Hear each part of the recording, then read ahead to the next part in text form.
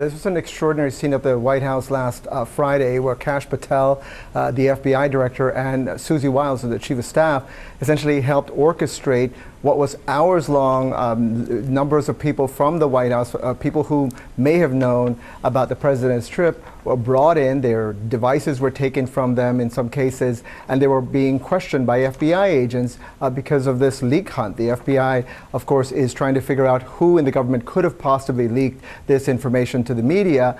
And the president, as you pointed out, John, is very much obsessed with this. We have a statement from the White House about this unusual scene. They said leaks that jeopardize the safety of the president, his staff, and a traveling press pool are dangerous and a threat to national security. The White House takes these leaks seriously and will do everything legally to ensure the individual or individuals are caught and it does not happen again. That's, of course, from the White House this evening.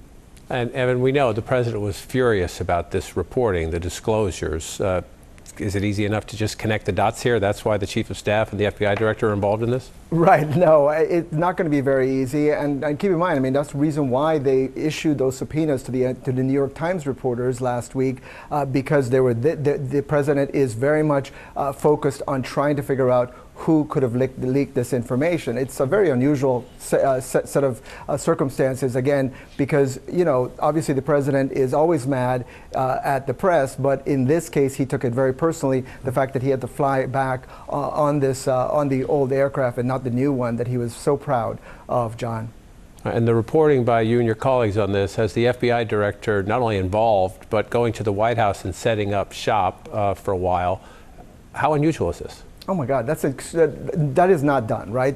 First of all, the FBI director and the chief of staff of the White House would never be involved personally in an investigation, in part because if you do bring a prosecution, now they could possibly be witnesses in this investigation. So that's the first problem with this. You have competent career FBI agents who were doing this investigation. They were the ones who were, you know, would normally be doing the interviews and would normally be looking at the devices, looking at computers or anything like that to try to trace back who could have talked to reporters. So the fact that these two individuals were involved is highly, highly out of the ordinary.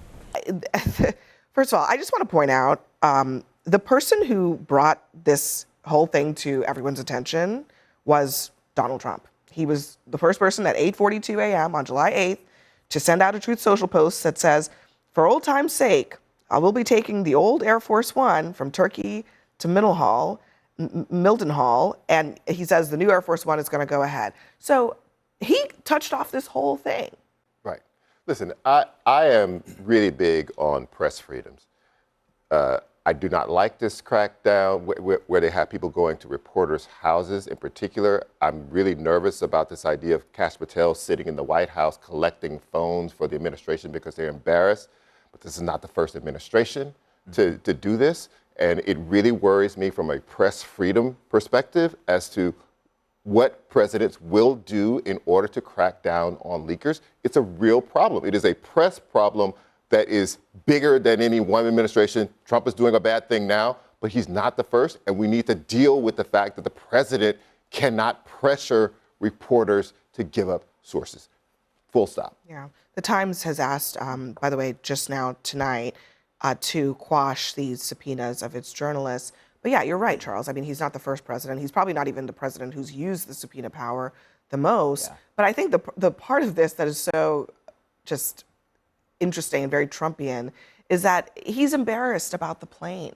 Yes, he rushed a $400 million retrofit of a plane, and it wasn't ready for prime time, and now he's embarrassed. That's what this is about. He's not only embarrassed, I mean, the plane was never going to be secure enough and to allow the time that it would need to retrofit it completely. I mean, the comm system that goes into Air Force One, the evasion systems that it has on board, that's just not going to be possible to install. And so the president, while he was really proud about touting this plane, he totally was embarrassed. And that's why he's cracking down and trying to figure out the leaks of where this all came from.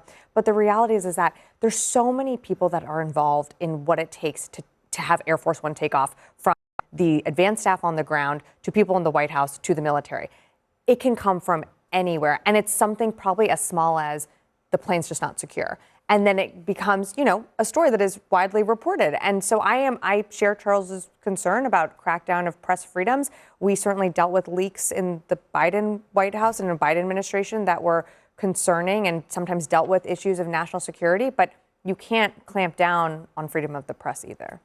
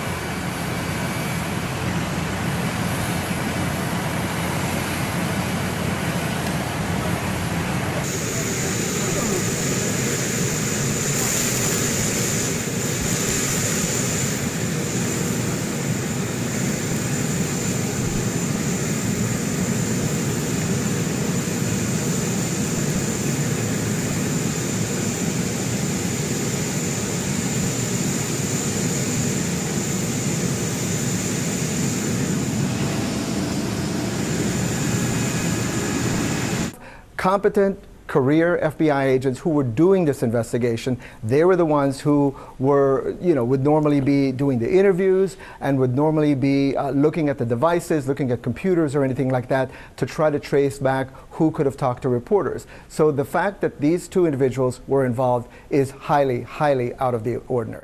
Competent career FBI agents who were doing this investigation, they were the ones who were, would normally be doing the interviews and would normally be looking at the devices, looking at computers or anything like that to try to trace back who could have talked to reporters. So the fact that these two individuals were involved is highly, highly out of the ordinary. 大家好，我是主播周玉琴。很多的朋友告诉我们，选择原版的太阳星全效克菲尔益生菌。它添加有羽衣甘蓝，健康再加分。